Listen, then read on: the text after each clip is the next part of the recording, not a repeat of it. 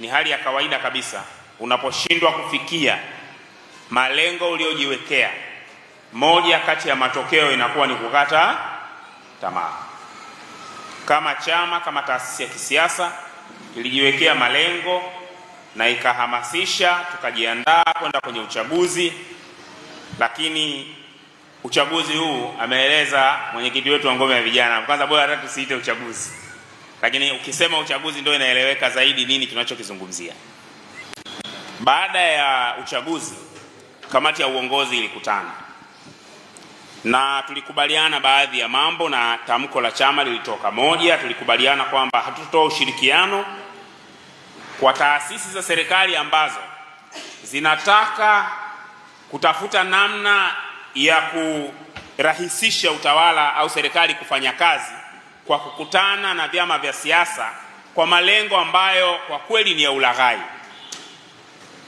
Na tulieleza wazi hilo, tulieleza wazi kwamba uchaguzi huu hauaminiki, na tulieleza kwa wazi kabisa kwamba viongozi ambao wamepatikana na uchaguzi huu hawana uhalali wa kisiasa kuwa ni viongozi halali wanaowakilisha Watanzania. Na tumeanza kufanya kazi hiyo vizuri sana, imeelezwa TCD hapa. Sisi tulialikwa kwenye TCD na kimsingi litakiwa saizi sisi tuendewe wenyekiti wa TCD.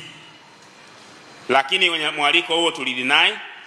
Chama kilisema, kilitoa mwongozo kwamba hakitoshiriki hayo mambo ya TCD kwa sasa, kwa sababu huko TCD ni platform ambayo na CCM wanatakiwa waje. Mnakutana nao kufanya nini? Lakini pia hii tume ya Jaji Chande iliandika barua kwa chama, na chama kimeijibu kwamba tume hiyo sio huru, ni tume ambayo ina ndani yake kuna watuhumiwa, watu ambao wanatakiwa kuhojiwa, ndio wanakuja wao wameteuliwa na rais waje kuhoji. Ni tume ambayo haiwezi kutuleta kule tunakotaka kwenda. Kwa ni jambo ambalo tunalifanyia kazi, lakini haya ambayo mmeyasema yatatusaidia sana kuyabeba na kuja na msimamo rasmi baada ya kamati kuu kukutana, na kamati kuu itapokea pamoja na mambo mengine taarifa ya hali ya uchaguzi na hii reflection na masuala haya.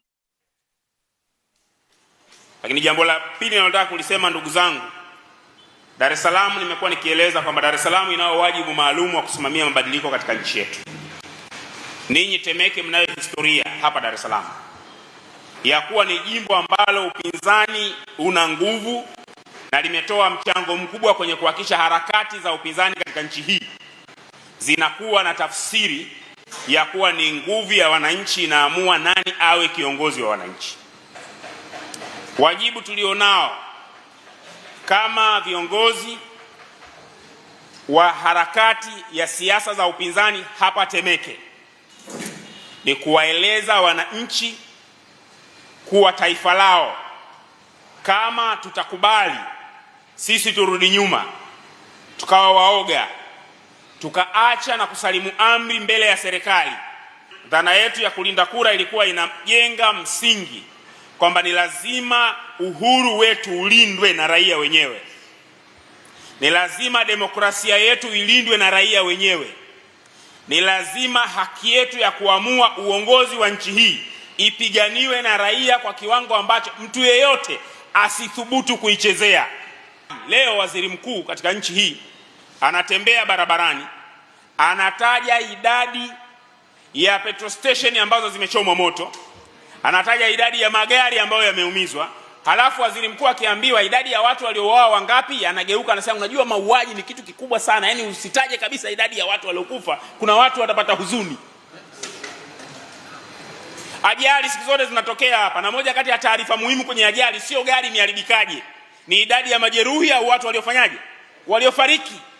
Ndio tunavyoishi, kwa sababu hiyo ni eneo unalihana kati ya tuhuma kwamba kuna watu wamepotea hawaonekani waliko.